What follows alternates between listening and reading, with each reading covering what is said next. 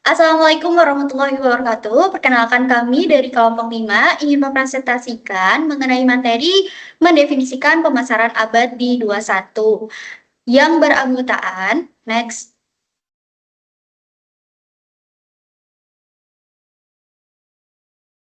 Saya sendiri, Nurjana, ada Dia Miliawati, dan juga rekan saya Muhammad Ferdi. Next. Ya, jadi di sini apa sih definisi pemasaran? Jadi pemasaran itu adalah suatu proses sosial yang di dalamnya baik itu individu ataupun kelompok mendapatkan apa yang mereka butuhkan dan inginkan dengan menciptakan, menawarkan, dan secara bebas mempertukarkan produk yang bernilai dengan pihak lain. Next. Nah, jadi ruang lingkupnya itu pemasaran ini apa aja? Ada 11 ruang lingkup. Yang pertama, barang produk nyata itu contohnya baju, HP, dan sebagainya. Nomor dua ada layanan, contohnya ojek online, salon, dan lain sebagainya. Nomor tiga ada menjual pengalaman seru, yaitu misalnya konser musik, wisata, pariwisata, misalnya seperti itu. Yang keempat, itu ada promosi acara, seperti pameran, festival. Yang kelima, ada mempromosikan individu yaitu artis, polisi. Yang keenam ada promosi destinasi misalnya di Bali, Dubai dan sebagainya. Yang ketujuh ada layanan contohnya itu kayak ojek online, jasa yang lainnya dan sebagainya. Yang ke-8 ada jual beli aset, rumah, saham dan sebagainya. Yang ke-9 ada promosi lembaga baik itu universitas, perusahaan dan sebagainya. Dan 10 itu menjual pengetahuan, itu kayak berita, e-box, dan gagasan. Dan yang terakhir ada 11 menyebarkan ide, itu gaya hidup sehat, seperti anti narkoba. Next.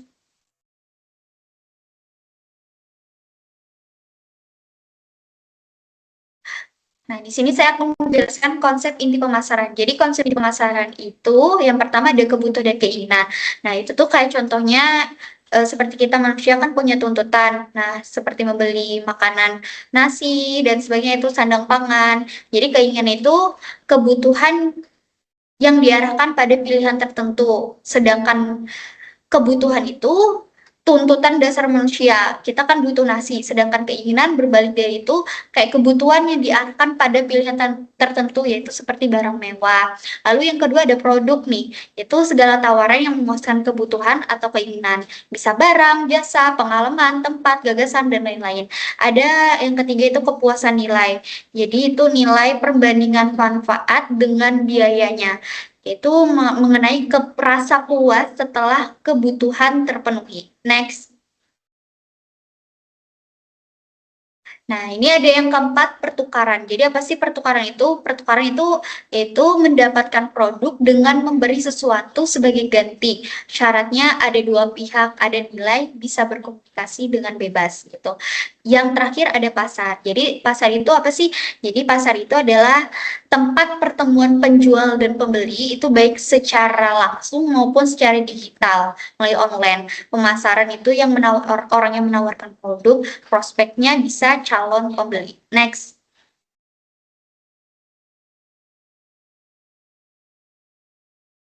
Realitas pemasaran baru. Nah, ini akan dijelaskan oleh Dian Meliawati. Oke, kita lanjut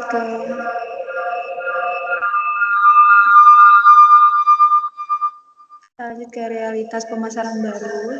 Yang pertama itu ada kekuasaan masyarakat utama. Mana itu ada perubahan demografi, budaya, dan gaya hidup yang memenuhi pola konsumsi. Lalu ada teknologi informasi jaringan, yaitu ada internet, media sosial, dan perangkat digital memudahkan komunikasi dan transaksi. Lalu ada globalisasi, di mana ada pasar semakin luas dan kompetitif karena keterhubungan antar negara. Selanjutnya ada yang kedua itu ada kemampuan baru konsumen, di mana itu ada daya beli meningkat, di mana konsumen punya lebih banyak pilihan dan akses ke harga bersaing. Lalu ada Lalu ada ragam produk atau jasa lebih banyak, itu bisa membeli produk dari mana saja melalui internet. Lalu ada informasi melimpah, di mana konsumen mudah meneliti dan membandingkan produk sebelum membeli. Selanjutnya,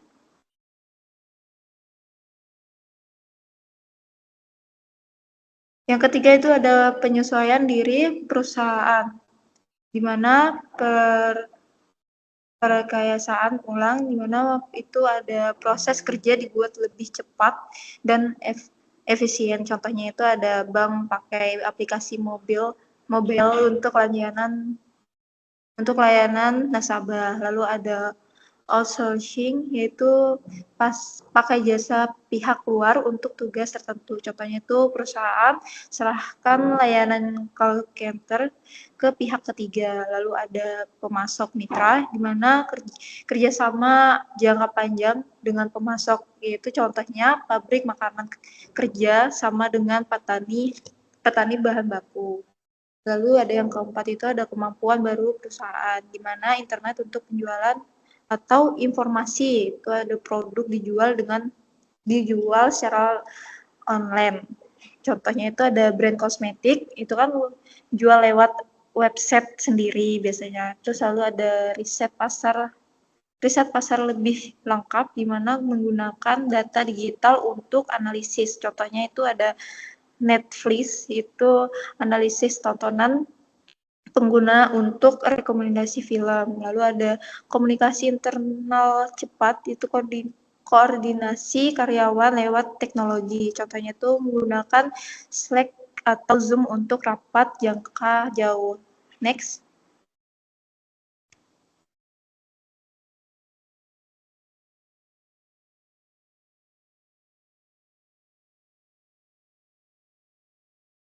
Oke, selanjutnya itu ada orientasi perusahaan ke arah pasar. Itu ada 4 konsep pemerasan yang dilakukan oleh organisasi dalam menjalankan pemasaran mereka. Yang pertama itu ada konsep produksi, di mana konsumen akan lebih menyukai produk yang tersedia secara luas dan murah. Yang kedua itu ada konsep produk, di mana konsumen akan lebih menyukai produk yang menawarkan kualitas baik, berkinerja atau inovatif. Yang ketiga itu ada konsep penjualan, di mana konsumen dan pelaku bisnis jika dibiarkan mereka tidak akan membeli dalam jumlah yang memadai. Oleh sebab itu perusahaan harus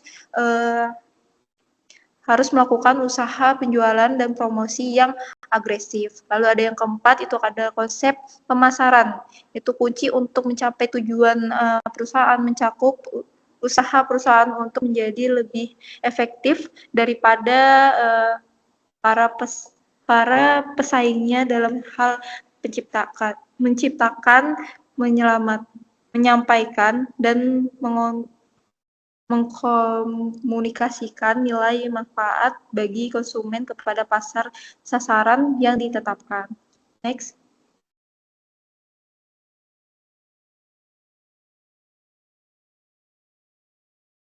Selanjutnya itu ada beda konsep penjualan dan konsep pemasaran. Itu ada konsep, itu ada beberapa hal, yaitu ada titik mulai, fokus, maksud, dan akhir. Terus ada penjualan, itu ada pabrik, produk, penjualan, dan promosi, dan laba melalui jumlah penjualan. Lalu ada pemasaran, itu ada target pasar, kebutuhan pelanggan, pemasaran terintegrasi, dan laba melalui kepuasan pelanggan. Selanjutnya akan dijelaskan oleh rekan saya, Ferdi. Dan di sini saya akan melanjutkan tentang orientasi perusahaan ke arah pasar. Nah, di sini ada konsep pemasaran holistik terpadu. Semua departemen di perusahaan bekerja sama untuk melayani kepentingan pelanggan. Ada 2 level berbagai fungsi pemasaran. Nah, tenaga penjualan, periklanan, pelayanan pelanggan, manajemen produk, riset pemasaran. Yang terakhir ada pemasaran harus dirangkul oleh departemen lain.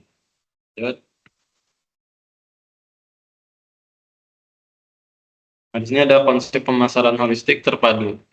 Bisa dilihat di sini ada orientasi perusahaan ke arah pasar, konsep pemasaran holistik terpadu, ada pemasaran internal, yaitu tergolong dari departemen pemasaran, manajer senior, departemen lain, dan di tengahnya itu ada pemasaran holistik, dan yang di pemasaran terintegrasi itu ada 3 golongan, yaitu komunikasi, produk dan jasa, saluran, dan pemasaran kinerja itu ada pendapatan penjualan, ekuitas pelanggan dan merek, etika, lingkungan, hukum, dan komunitas. Dan yang terakhir ada pemasaran hubungan. Itu ada 3 golongan, yaitu pertama ada pelanggan, saluran, dan mitra. Di sini ada orientasi perusahaan ke arah pasar. Konsep baruan, pemasaran marketing mix. Sekumpulan alat pemasaran yang digunakan perusahaan untuk mencapai tujuan pemasaran pada pasar-pasaran. Alat pemasaran 4P, yaitu adalah produk, price, promotion, flash. Nah, di sini ada contohnya orientasi perusahaan ke arah pasar. Bisa kita lihat sendiri di sini ada gambarnya, yaitu bauran pemasaran, dan konsep bauran pemasaran itu ada 4, di mana yang produk itu ada beragam produk, kualitas, desain, fitur, nama merek, kemasan, ukuran, layanan, jaminan, dan pengembalian. Dan dari harga itu ada harga terdaftar, diskon, potongan harga, periode pembayaran, dan syarat kredit. Dari promosi itu ada promosi penjualan, periklanan, tenaga penjualan, hubungan masyarakat, dan pemasaran langsung. Dan yang terakhir itu ada tempat, di mana dia itu ada saluran, cakupan, pilihan, lokasi, dan persediaan transportasi. Orientasi perusahaan ke arah pasar. Nah, di sini ada konsep pemasaran sosiali atau masyarakat, meyakini bahwa tugas perusahaan adalah menetapkan kebutuhan, keinginan, dan minat dari pasar sasaran dan memberikan kepuasan yang diinginkan secara lebih efektif dan efisien dibandingkan pesaing, dengan tetap memelihara atau meningkatkan kesejahteraan konsumen dan masyarakat. Ini ada yang slide terakhir, yaitu kesimpulan. Pemasaran abad ke-21 adalah pemasaran yang pintar, profesional, interaktif, dan berbasis teknologi. Perusahaan tidak hanya menjual produk, tapi juga menciptakan pengalaman menyenangkan sehingga pelanggan mau kembali dan menjadi loyal. Ini ada, terima kasih. Sekian dari kelompok kami atau kelompok 5. Mohon maaf jika ada kata salah kata.